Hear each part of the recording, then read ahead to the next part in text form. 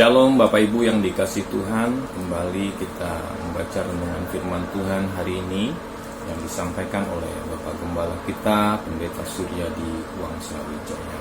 Temanya masih tahun pelipat gandaan, subtema kuasa Injil, bagian ke 1108. Ayat firman Tuhan dari Kisah Para Rasul pasal 2 ayat 37. Kita akan menanyakan satu pertanyaan ketika firman Allah diberitakan, kuasa apakah yang dinyatakan dalam pemberitaan Injil? Jika kita tinjau dari gejala umum, Injil mempunyai kuasa untuk mengubah dan menyelamatkan manusia. Tetapi bila dipikirkan lebih mendalam, kuasa apakah yang sebenarnya? Terkadang di dalam firman Allah, ketika Injil diberitakan, apakah yang terjadi dalam proses pemberitaan itu, sehingga manusia yang tidak bisa diubah melalui usaha pendidikan selama puluhan tahun, diperbaharui secara total dalam satu hari karena firman Allah. Kuasa apakah yang tampak dalam pemberitaan Injil? Kuasa menembus Injil dapat menerangi segala kekotoran yang terdapat dalam hati manusia. Alkitab bagaikan cermin. Ketika kebenaran Allah diberitakan, akan timbul dengan sendirinya kuasa menembus yang menyatakan keadaan hati manusia. Ini mutlak tidak mungkin dilakukan oleh semua kebudayaan apapun dan segala keyakinan apapun. Perempuan Samaria merasa heran bagaimana Yesus mengetahui segala sesuatu tentang dirinya. Itulah kuasa menembus yang tersedia di dalam Injil. Orang Kristen mula-mula yang bertobat pada zaman rasul-rasul berteriak dengan suara nyaring, "Apakah yang dapat kami perbuat supaya boleh selamat?" Karena semua kebobrokan sifat mereka telah dinyatakan oleh terang. Mereka membutuhkan kesembuhan dari Tuhan.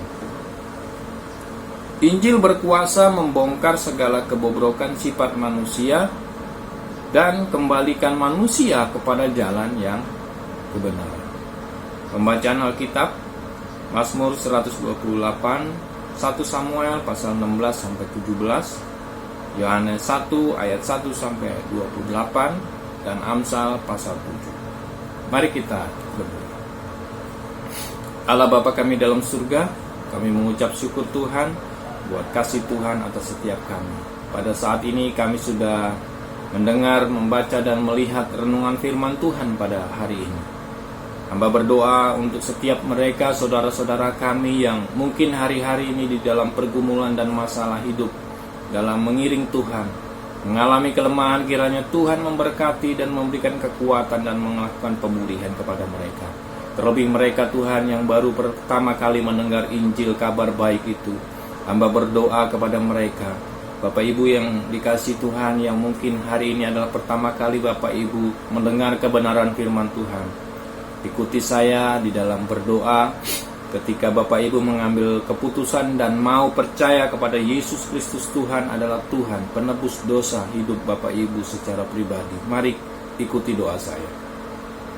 Tuhan Yesus, pada hari ini saya mendengar kebenaran firman Tuhan, dan dengan hati saya percaya dan dengan mulut saya mengaku bahwa Yesus Kristus adalah Tuhan, penebus dosa diriku secara pribadi. Dan hari ini aku percaya menerima Engkau, Yesus Kristus Tuhan, sebagai Tuhan dan Juru Selamat pribadi hidupku, yang menebus dosa-dosaku. Terima kasih, aku percaya kepada Tuhan.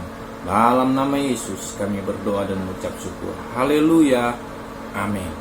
Bapak Ibu boleh bagikan video renungan firman Tuhan ini kepada siapapun, ya, melalui jaringan, melalui link-link yang ada.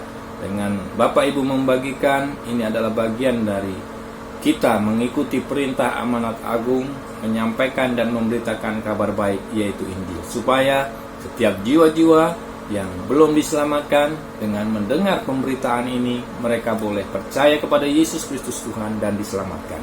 Terima kasih. Tuhan memberkati. Spudi.